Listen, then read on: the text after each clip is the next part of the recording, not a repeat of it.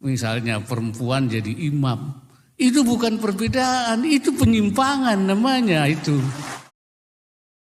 Assalamualaikum warahmatullahi wabarakatuh. Terima kasih kepada Bapak Ibu semuanya, saudara-saudariku yang telah mengklik video ini. Syukran jazakumullah khair untuk antum semuanya.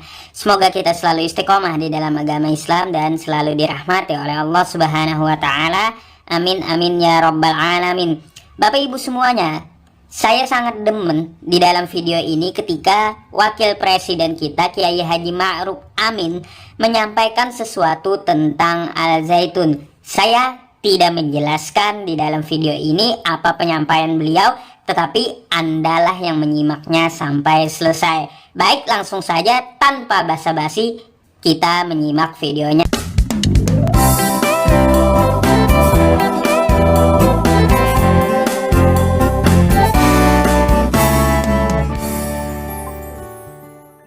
Situ ada yang qat'i, ada yang dhanni, ada yang pasti, ada yang interpretable, ada yang penafsiran-penafsiran. Karena itu maka terjadi perbedaan.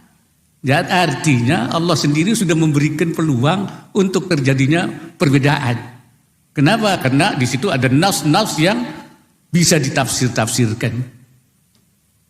Jadi itu, karena itu maka ada a'immah, ada pendapat, madzhab yang berbeda-beda itu. Nah, Majelis Ulama dalam keputusannya, ya Pak Anwar Abbas itu di Gontor sana itu mengatakan bahwa perbedaan pendapat harus ditoleransi, tasamuh. Karena memang itu niscaya. Jadi kalau orang tidak bisa menerima perbedaan pendapat, itu tidak sesuai dengan prinsip kita di dalam Majelis Ulama Indonesia. Makanya kaedahnya begitu. La yungkarul mukhtalafu fihi, tidak boleh diingkari yang perbedaan itu. Karena itu dimungkinkan dan diberi peluang oleh Allah di dalam Al-Quran. Karena kalau Allah tidak memberi peluang, semuanya qat'i, enggak ada yang dhanni. Tapi nyatanya tidak. Maka terjadi ikhtilaf itu. Menolak perbedaan itu sesuatu yang tidak rasional. Tetapi, nah ini, ada orang juga yang penyimpangan, inhiraf dianggap sebagai perbedaan. Nah ini ada perbedaan istilahnya antara ikhtilaf dan inhiraf. Ya. Maka itu kaedahnya la yungkarul mukhtalafu fihi wa innama yungkaru al-mujma'u alaihi. Tidak diingkari terjadinya perbedaan, tapi yang diingkari itu sesuatu yang sudah mujma' alaih, yang sudah maklumun minad dini bid-daruri, sudah given, tahu-tahu ada pendapat yang berbeda. Itu bukan ikhtilaf, tapi itu inhiraf namanya, itu penyimpangan. Ikhtilaf itu ditoleransi, inhiraf itu diamputasi. Nah ini yang kadang-kadang ada orang, oh ini perbedaan. Itu bukan perbedaan, itu penyimpangan. Jadi kalau perbedaan harus ditoleransi, penyimpangan tidak. Bahasa yang dipakai oleh Majelis Ulama itu khuruj an majalil ikhtilaf. Dia keluar dari wilayah perbedaan, bukan wilayah perbedaan. Misalnya perempuan jadi imam. Itu bukan perbedaan, itu penyimpangan namanya itu. Itu saya kira itu jelas. Makanya Majelis Ulama harus mendudukkan secara proporsional. Kaidahnya la yungkarul mukhtalafu fihi wa innama yungkaru al-mujma'u alaihi. Ini Majelis Ulama konsisten dari dulu begitu. Ya, mudah-mudahan sampai sekarang begitu. Ya. Saya ini mantan ketua komisi fatwa saya. Nah ini. Jadi dalam al-ikhtilaf pun Majelis Ulama memberikan mana yang harus dipegangi oleh umat. Karena apa? Karena Majelis Ulama berfungsi, salah satu misinya adalah al-irsyadiyah. Betul ya?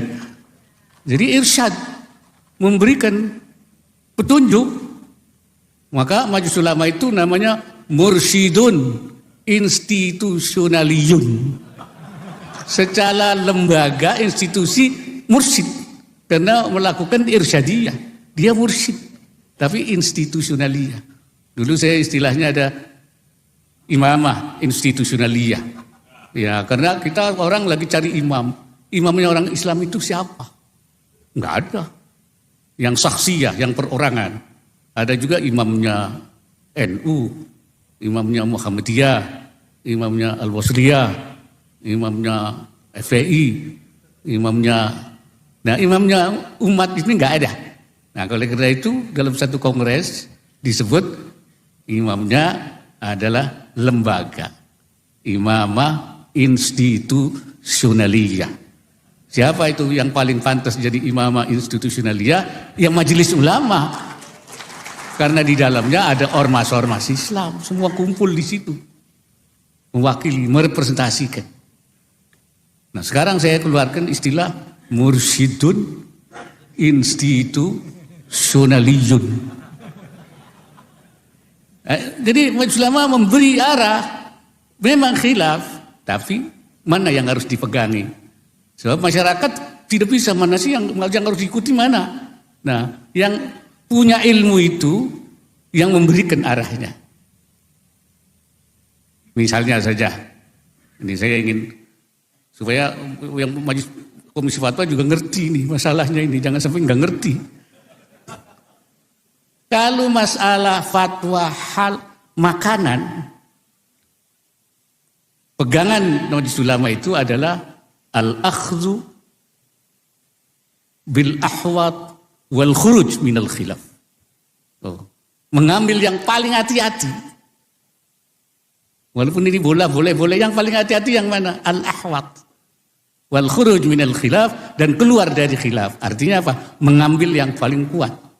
Yang al-qaulur rajih, yang paling kuat, atau al-qaulul mu'tamad, yang dipegangi. Kenapa makanan kita harus begitu? Karena hadisnya begitu, al-halalu bayyinun wal haramu bayyinun wa bainahuma umurun mustabihat faman waqa'a fis syubhat waqa'a fil haram. Siapa yang jatuh di syubhat haram. Oleh karena itu harus hati-hati ngambilnya yang ahwat supaya tidak haram. Begitu juga dalam soal pernikahan.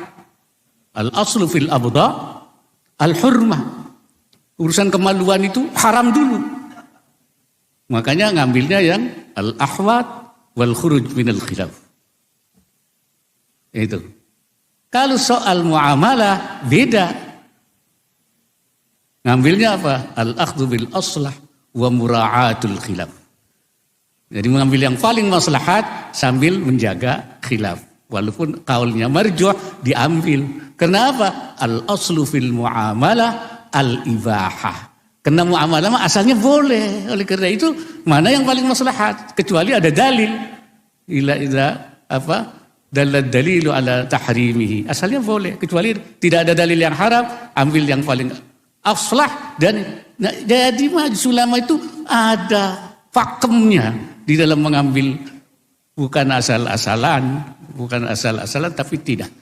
Ini saya kira supaya juga orang tahu bagaimana majelis ulama menjadi Tuhan, bukan menjadi Tuhan, menjalankan perintah Tuhan, ya, menjalankan perintah Tuhan. Kalau tidak mau, ya silakan aja. Kalau tidak mau saja.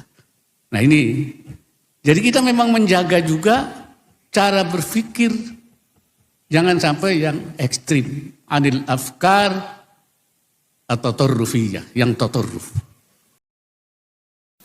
Nah, bagaimana menurut Anda? Ayo, mari kita dukung MUI Majelis Ulama Indonesia untuk memberantas semua kesesatan-kesesatan yang ada di Al-Zaitun. Karena orang-orang yang ada di MUI seperti yang dijelaskan oleh Wakil Presiden kita bukanlah orang yang serampangan maupun yang sembarangan mengambil sebuah fatwa ketika memutuskan sesuatu. Maka dari itu, Bapak Ibu silakan berpendapat di kolom komentar. Insya Allah akan saya baca semuanya.